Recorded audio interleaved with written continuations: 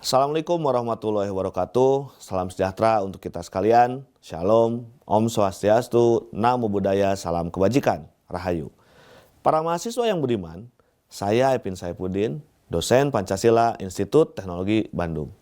Pada bagian kali ini, Anda akan saya ajak untuk membangun pemahaman dan memperkuat argumentasi dalam meneguhkan Pancasila sebagai ideologi nasional.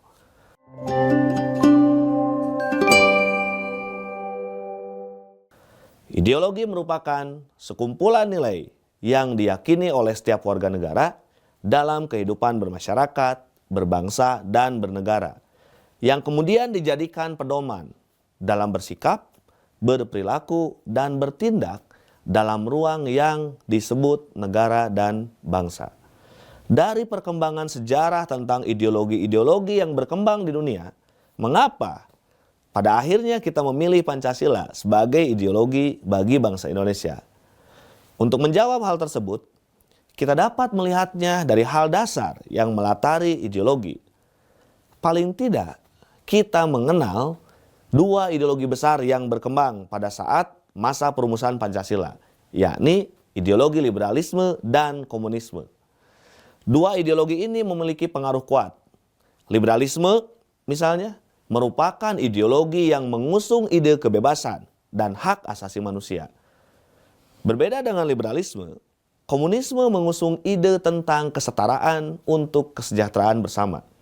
Karena itu, komunisme sangat menolak stratifikasi sosial, mengutamakan kerjasama dan kepemilikan bersama. Jika demikian, gimana dengan Pancasila? Dua ide yang dimiliki oleh ideologi, jika kita telisik, sejatinya dapat ditemukan juga di dalam Pancasila. Namun demikian, tidak hanya ide tersebut yang dijadikan basis pemikiran Pancasila.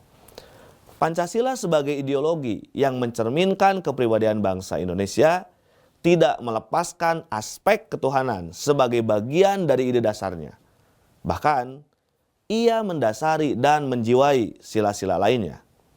Adanya relasi antar sila dalam Pancasila merupakan sifat Pancasila yang hierarkis piramidal, di mana antar sila saling berkaitan, menjiwai dan dijiwai, meliputi dan diliputi. Seperti sila ketuhanan yang Maha Esa. Ia menjiwai sila kemanusiaan yang adil dan beradab, sila persatuan Indonesia, sila permusyawaratan yang dipimpin oleh hikmat kebijaksanaan dalam permusyawaratan perwakilan, serta untuk mewujudkan keadilan sosial bagi seluruh rakyat Indonesia. Pancasila sebagai ideologi secara tersirat pernah dijelaskan Bung Karno dalam pidatonya di tanggal 1 Juni 1945. Bung Karno ternyata tidak saja menjelaskan Pancasila sebagai seperangkat pengetahuan atau philosophische Grundslag, melainkan menempatkan Pancasila sebagai Weltanschauung. Sebagai philosophische Grundslag, Pancasila mencerminkan jiwa dan kepribadian bangsa Indonesia. Ia merupakan titik temu solidaritas kolektif bangsa Indonesia, serta merupakan karya bersama. Dan sebagai Weltanschauung, Pancasila diharapkan tidak hanya hadir di alam pengetahuan, melainkan hadir pula di alam kehidupan. Bahkan, kata Bung Karno, Pancasila hanya akan sakti bila ia tidak hanya sekedar menjadi falsafah bagi bangsa Indonesia, tapi ia harus menjadi pandangan hidup, bahkan pendirian hidup bagi bangsa Indonesia. Pancasila sebagai falsafah bagi bangsa, bahkan negara Indonesia memiliki sejumlah fungsi. Yang pertama, memberi jawaban atas pertanyaan yang bersifat fundamental dalam kehidupan bernegara. Misalnya, susunan politik, sistem politik, bentuk negara, susunan perekonomian, serta dasar-dasar pengembangan ilmu pengetahuan. Yang kedua, mencari kebenaran yang bersifat substansi tentang hakikat negara, ide negara, atau tujuan negara. Kelima sila Pancasila merupakan satu kesatuan yang utuh dan tidak bisa dipisahkan.